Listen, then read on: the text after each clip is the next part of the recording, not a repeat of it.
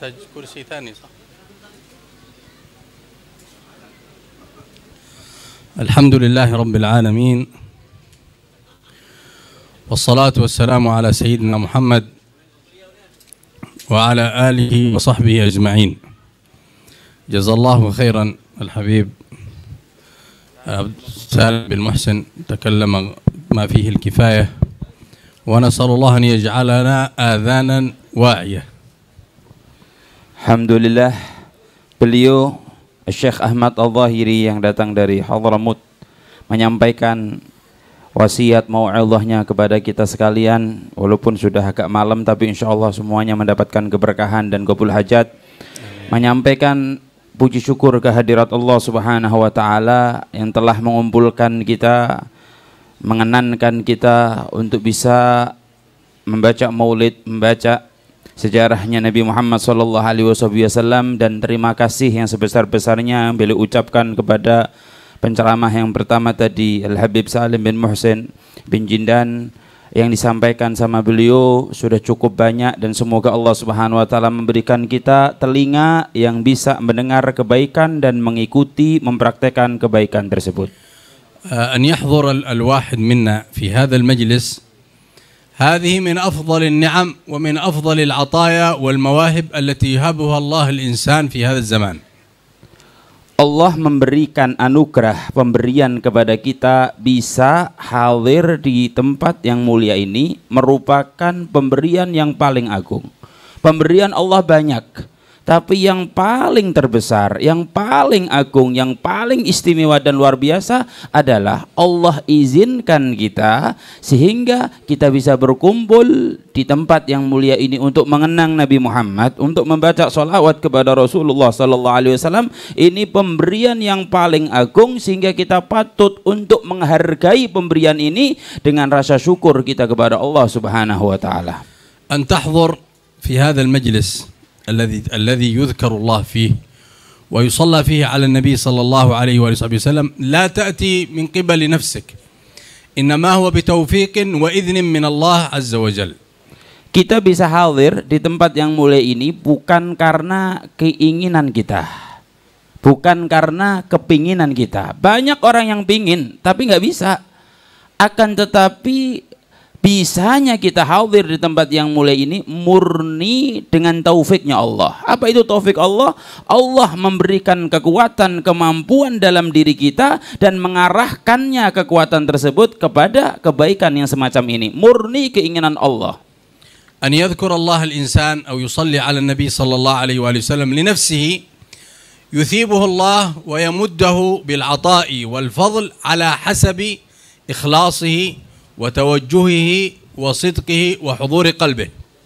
لكن أن تحضر في مجلس عام يجتمع فيه الناس وتجتمع فيه القلوب فيكون المدد والعطاء والهبة من الله تعالى بجوده وكرمه، حتى لو لم تكن أهلا لذلك فإنك لا تحرم الأجر والثواب. لهذا جاء في الحديث عن المصطفى صلوات ربي وسلامه عليه وعلى آله أنه يقال لهم لمن حضر مجلس عبادة أو مجلس ذكر أو مجلس صلاة على رسول الله أن يقال له في آخر المجلس قوموا مغفور لكم قد بدلت سيئاتكم حسنات. قال فيقوم ملك من الملائكة يقول يا رب فيهم فلان ليس منهم إنما جاء لحاجة. قال فيقول الله وله قد غفرت هم القوم لا يشقى بهم جليسهم. Membaca sholawat atau beribadah mungkin kita bisa sendiri di rumah kita masing-masing.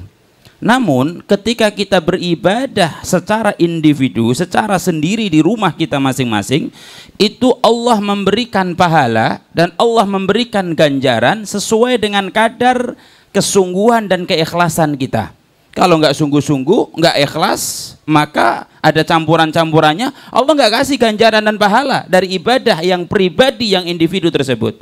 Namun dengan berkumpulnya semacam ini, kita ibadah bareng-bareng menyebut nama Nabi Muhammad, membaca sholawat kepada Rasulullah, mengenang sejarah Nabi Muhammad, mempelajari tentang sunnahnya Rasulullah, semacam ini kita lakukan bersama-sama, kita lakukan berjamaah, maka keuntungan dan keistimewaannya adalah baik yang ikhlas ataupun yang tidak, baik yang sungguh-sungguh ataupun yang tidak, karena niatnya macam-macam, tapi semuanya berkumpul di sini, semua mendapatkan ganjaran pahala yang besar. Sehingga Nabi Muhammad menceritakan di hadis yang panjang, perkumpulan yang semacam ini itu ada panggilan dari langit, anqumu, setelah selesai ada panggilan dari langit, ayo pada bangun, semua dosa kalian diampuni oleh Allah.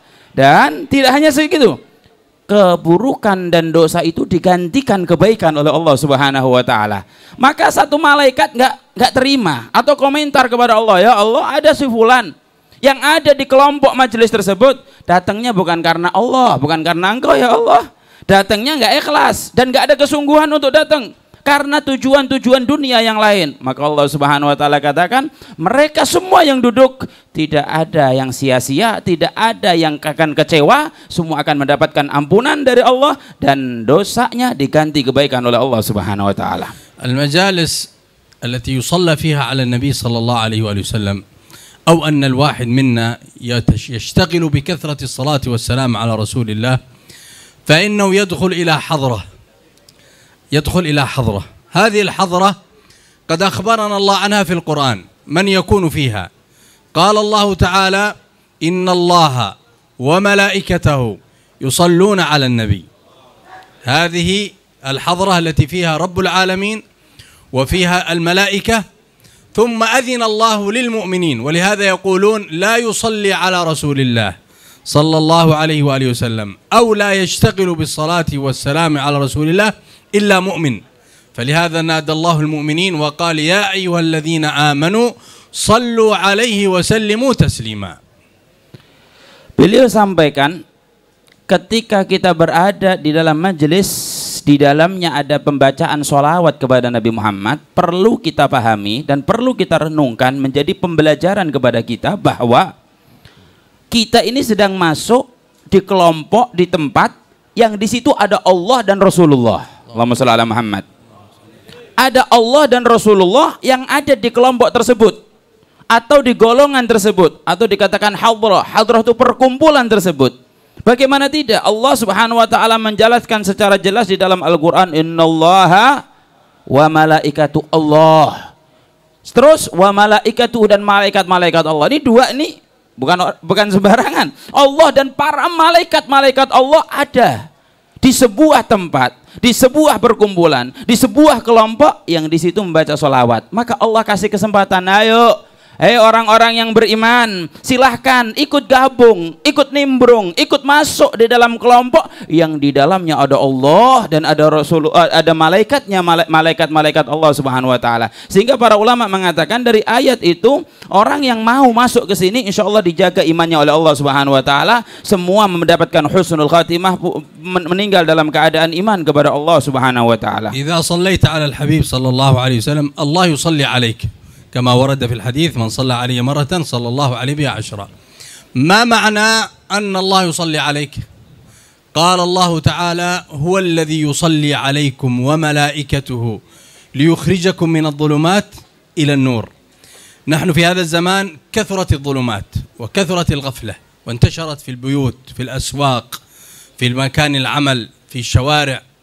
فيحتاج المؤمن في هذا الزمان خصوصا إلى أن يكثر من الصلاة والسلام على رسول الله. كلما صليت عليه مرة أخرجك الله من ظلمة وأخرجك الله من غفلة. Kita membaca sholawat kepada Nabi Muhammad sallallahu alaihi wasallam, sebagaimana semua kita tahu dan hafal, yang sudah sering kita dengar, bahwa Allah Subhanahu wa taala pasti membaca sholawat kepada orang yang membaca sholawat kepada Nabi Muhammad, 1 dibalas 10. Itu sudah kita tahu. Di sini beliau pengen menyampaikan, bayangkan apa arti daripada Allah membaca sholawat kepada kita. Dengan 1 sholawat dibalas 10. Allah membaca sholawat kepada kita 10 dari 1 sholawat. Ya, kita bisa ngitung sendiri, memperkirakan berapa kali, berapa ratus, berapa ribu sholawat, maka tinggal dikalikan 10. Apa arti daripada Allah membaca sholawat kepada kita? Beliau sampaikan, arti Allah membaca sholawat atau memberikan sholawat kepada kita itu dijelaskan di dalam ayat yang artinya Allah akan mengeluarkan kita dari kegelapan. Ini sekarang nih akhir zaman banyak kegelapan. Kegelapan di rumah kita, kegelapan di kerjaan kita, kegelapan dari omongan orang, kegelapan dari hoax sana, hoax sini, kegelapan dari macam-macam kegelapan. Semakin banyak kegelapan, kalau kita kurang penerangnya, maka kita akan semakin kebingungan, semakin gak jelas jalannya. Kita punya tujuan yang ke kanan, ke kiri, tapi karena kegelapan yang meliputi kita, kita nggak akan sesuai dengan keinginan kita. Maka dari itu, dengan memperbanyak sholawat, insya Allah memberikan penerangan hidup kita. Semakin datang ujian dan cobaan, fitnah apapun, kita nggak bingung, kita nggak akan ragu, kita tahu jalan kemana, kita tahu yang benar yang mana, kita tahu bagaimana sikap yang terbaik, bijak yang bagaimana. Itu semuanya diantara sebabnya adalah memperbanyak sholawat kepada Rasulullah sallallahu alaihi wasallam. إذا صليت أو سلمت على الحبيب صلى الله عليه وسلم فهو يقول عليه الصلاة والسلام ما من أحد يسلم علي إلا رد الله علي روحي حتى أرد عليه السلام. Di dalam hadis yang lain daripada keutamaan membaca sholawat, kalau ada seseorang umatnya Nabi Muhammad membaca sholawat kepada Rasulullah, maka Allah mengembalikan ruhnya Nabi Muhammad kepada Rasulullah hidup kembali. ما معنى أن النبي صلى الله عليه وسلم يسلم عليك؟ Kemudian setelah itu Nabi Muhammad menjawab salam kita, menjawab sholawat kita. Lalu beliau katakan, apa arti ketika kita membaca sholawat, lalu Rasulullah menjawab kembali ucapan sholawat dan salam kita? Apa itu artinya? فيما بيننا إذا أنت مسلم والتقيت بمسلم تقول السلام عليكم ويرد عليك بالسلام مثله أو أحسن منه، هذا السلام بيننا. أما أن يرد عليك النبي صلى الله عليه وآله وسلم فيرد عليك بشيء عظيم، لأن الله تعالى يقول وإذا حييتم بتحية فحيوا بأحسن منها. Bima'na mada sayuhayyika Nabi sallallahu alaihi wasallam. Kalau kita membaca sholawat kepada, membaca salam kepada orang, mungkin orang lewat atau kita lagi masuk, assalamualaikum, maka dijawab waalaikumsalam. Gitu. Itu anjuran, itu arahan, itu sunnah daripada Nabi Muhammad, ajaran Nabi Rasulullah sallallahu alaihi wasallam. Begitu juga ketika kita membaca sholawat kepada Rasulullah, Allah menjawab sholawat kita, Allah menjawab salam kita. Lalu Nabi Muhammad diajarkan di dalam Al-Quran oleh Allah Subhanahu wa Ta'ala, kalau ada orang mengucapkan salam, memberikan penghormatan kepada kamu, maka jawab penghormatan dan salam itu dengan yang lebih baik. Coba kita bisa bayangkan, Masya Allah, gimana penghormatan yang baik itu dari sosok Nabi Muhammad Sallallahu Alaihi Wasallam. Aina Rasulullah fi hadhihi sa'ah? Ini ditanya sama beliau, kira-kira Rasulullah saat ini di mana? An-Nabi Sallallahu Alaihi Wasallam ruhuhu wa jasaduhu sallallahu alaihi wasallam fi ar-rafiq al-a'la. Ruhnya Nabi dan ruhu fakat. Ruhnya Nabi ada di rafiq al-a'la, di tempat yang paling agung, yang paling mulia dari Allah. Ar-rafiq al-a'la ma'naha al-hadrah al-ahadiyyah, hadratullah tabaraka wa ta'ala. فالمصطفى صلى الله عليه وسلم روحه في ذلك المكان. فإذا أنت تصلي عليه صلى الله عليه وسلم في هذه البقعة أو في أي مكان كنت فيبلغ السلام منك، يصل السلام إلى رسول الله وهو داخل الحضرة الربانية، فيتوجه إليك بروحه ويرد عليك السلام، أي يمدك بطاقة نورانية تزيل الأوساخ والظلمات والغفلات من قلبك وباطنك. Jadi Rasulullah Sallallahu Alaihi Wasallam ruhnya ada di tempat disebut dengan Al-Hadratul Ilahiyah. Ini hanya khusus dari Allah untuk makam derajatnya Nabi Muhammad Sallallahu Alaihi Wasallam. Ketika kita membaca sholawat dari tempat ini atau dari tempat-tempat yang lain, maka Allah Subhanahu Wa Taala mengutus dan memerintahkan Rasulullah untuk memberikan anugerah, menjawab daripada salam dan sholawat kita, menyampaikan anugerah dan pemberian Allah yang besar, yang sangat agung tersebut kepada kita masing-masing di tempat kita masing-masing. Yaqulullahu ta'ala wa salli alaihim, ya'muru al-Mustafa an yusalli ala qaumihi wa ala as-sahabah wa ala man yusalli alaih. Qala wa salli alaihim inna salataka sakanun lahum, ay tanzilu alaihim as-sakinatu wa at-tama'ninatu wa an-nuraniyah idza sallama wa shalla alaika Nabi sallallahu alaihi wasallam. Ketika kita mendapatkan jawaban daripada salawat dan salam dari Rasulullah, maka masuk nur cahaya di dalam hati kita, di dalam tempat yang kita duduk untuk membaca salawat, di dalam rumah kita masing-masing. Maka di dalam ayat itu Allah Subhanahu wa taala katakan pembacaan solawat atau jawaban salam dan solawat dari Rasulullah itu sakanun, akan menenangkan, akan mententeramkan, akan mendamaikan hati kita. Jadi kalau kita ini sekarang galau, susah, sedih, pikiran banyak macam-macam, ya kan, masalahnya banyak, problemnya banyak, maka coba kita membaca solawat dengan khusyuk, solawat dengan benar-benar kesungguhan kita, maka insya Allah akan turun nur cahaya di dalam hati kita yang menenangkan, mendamaikan, mententeramkan hati kita. في هذا الزمان انتشرت تعلقات بما يسمى بهذا الجوال الهاتف وسائل التواصل، فيه مناظر محرمة، فيه مناظر تقسي القلب، فيه أشياء تبعدك عن الله وعن المصطفى صلى الله عليه وسلم. الكثير منا يعرف هذا الكلام، والكثير منا يشاهد بعض المشاهد أو بعض المقاطع، هو يعلم أن هذا حرام وأن هذا يضر دينه ودنياه، لكن لا يستطيع تركه ولا يستطيع الانفكاك عنه، لأنه الشيطان قد عقد بينه وبين هذه الجوال صلة، فهو كالمقيد متصل بهذا الجوال لا يستطيع الانفكاك عنه. حتى بعضهم في مجالس الذكر ومجالس الخير وهو يبحث ويطالع في بعض المقاطع التي لا تليق، أي أنه هناك بينه وبين الشيطان صلة قوية.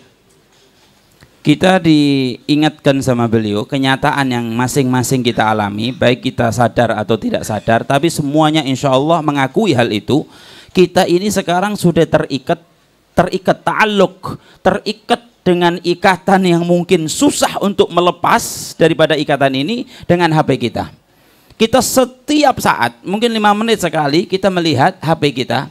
Maaf, di dalam HP kita, kita semuanya tahu, kata beliau, maksud ini, kita melihat itu video, kita melihat itu gambar, ini begini, ini begitu. Kita sadar saat kita melihat ini haram, ini aurat. Saat kita sadar ini bohong dan ini penipuan dan seterusnya, kita sadar. Tapi karena tadi disampaikan sama beliau, kita sudah terikat. Ini ikatan syaitan. Kita sadar itu salah, kita sadar itu haram, tapi tetap kita nggak bisa melepas itu. Kita susah untuk untuk menjauhi itu. Maka mungkin salah satu solusi dan jalan keluarnya adalah kita mengikat hubungan kita dengan Rasulullah. Ketika ikatan dari Rasulullah dengan pembanyak baca sholawat atau menghadiri majelis-majelis yang secara tidak langsung pikiran dan hati kita serta amaliyah kita menyambung dengan Rasulullah, maka insya Allah ikatan itu kita bisa menghilangkan menjadi ikatan dengan Nabi Muhammad sallallahu alaihi wasallam. لا أطيل عليكم لأن الوقت قد طال وسامحونا أطلنا عليكم. الخلاصة أنك إذا أردت أن تخرج من هذا الارتباط الشيطاني تكثر من النور المحمدي، أي تكثر من الصلاة والسلام على رسول الله.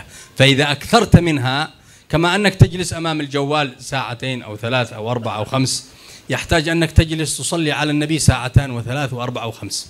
تدخل هذه الصلاة على رسول الله إلى قلبك، إلى باطنك، فتزيح هذه التعلقات وهذه الغفلات.